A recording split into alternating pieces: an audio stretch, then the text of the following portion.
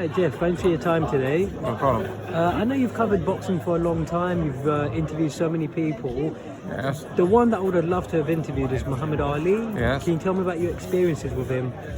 Well, that's a very long story, but I mean, I covered some of his fights and got engaged. As he was very good with the media. He loved being with the media and chatting. I mean, you'd go to his room and at a hotel or something, and it would be hours before you came out. He just loved rattling on, which was great, highly entertaining.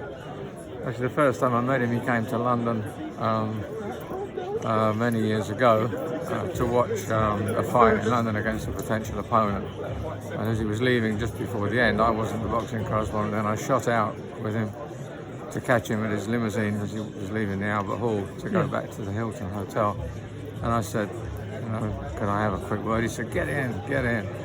So, okay, we went to the limousine to the Hilton, up to his suite. We were chatting away, and I thought, well, that was fantastic. And I said, I just got to scratch out a few piles, get them over to the copy takers, as we had in those days on the papers. And how long are you going to be? So I said, well, maybe about 20 minutes, no more than 20 minutes. Get your skinny white ass back in here. And then we went on until about 4 o'clock in the morning. So Wow. that was the first. And then the last engagement, to put the bookends on it, I was the only British journalist, media or TV or anything, invited to his 70th birthday dinner in Louisville, which was not such a happy occasion, but he was there and he enjoyed it as well as he could because of the Parkinson's. So a few meetings in between, some fights early on, and just a wonderful experience to be around. Wow. Yeah, I remember seeing your pictures from the birthday party. Yeah. Oh yeah. Now, how much would you say boxing's changed in terms of boxing journalism from when you started? Well, there's a lot more media like yourselves. There's a lot more cameras around, and there's a lot more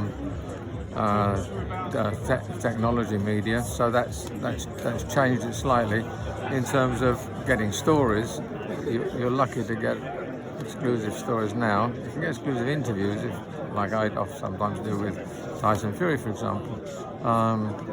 But to get news stories now is difficult because everything's preceded by the electronic media. So in that sense, to have a great big exclusive story is quite difficult. I mean, if Amir Khan was to pull out of the fight here today, the world would know it 10 minutes later. Whereas in the old days, there'd be a few writing journalists, and we'd break the stories for tomorrow's paper. There was nothing was going to interfere with you in the interim time. So in that sense, it's changed. I think the greater number of people makes it busier and more exciting. Some people of my generation don't like having all you chaps around, but I find it adds to the buzz. And any dialogue you have with anyone improves the understanding of what's going on. So the more buzz, the better for me. Yeah, you've got a more positive view on it than some others would. Sure. But what would you say are some of the biggest problems in boxing? Because when you see all these politics, for example, you got Fury White, where it seems to be hard to get that fight to finally make it. What would you say, when you say boxing politics? Can you explain what that means? Because we hear it a lot, but even I'm not sure what that means. Well, Lennox Lewis described it best in one word. He said politics, didn't he? That's what it is. No, it's a question of, you don't have a set calendar for the sport. You know when Liverpool are going to play Manchester United. Nobody has to negotiate the deal, do the contracts, decide the purse split. It happens according to the regulations of the Premier League. Now, we don't have that in boxing, which has always been a problem, but there are elements of the sport in terms of making sure that fighters are brought through properly, in terms of ending up with the best fights, in terms of making sure, more recently, that fighters are much better paid than they used to be. We don't want to see today's equivalent of Joe Louis sitting in a wheelchair by a ring at Las Vegas. Working as a greeter, looking for handouts. Yeah. So the politics often work for good. You just sometimes worry if, because this fighter's not with a certain promoter, it prevents him getting a world title fight against the champion with another promoter. Those kind of things are unfortunate, and there should be some supervisory measure that the boards of control or the belt organisations can impose to ensure that mandatories happen, and that whether or not you're with somebody else. So that that gets in the way quite often of the right fights being made, which is unfortunate. And there's a problem about whether or not all judging is fair. We had another controversy the other night with John Ryder, which all the sympathy in the world for him. He didn't get perhaps he doesn't believe he got fair treatment against Callum Smith. He didn't. Yeah. Now it looks as if he's Daniel benefited Jacobs from. didn't get the fair treatment. Yeah. But there was no title at stake, so it's not quite so drastic an event.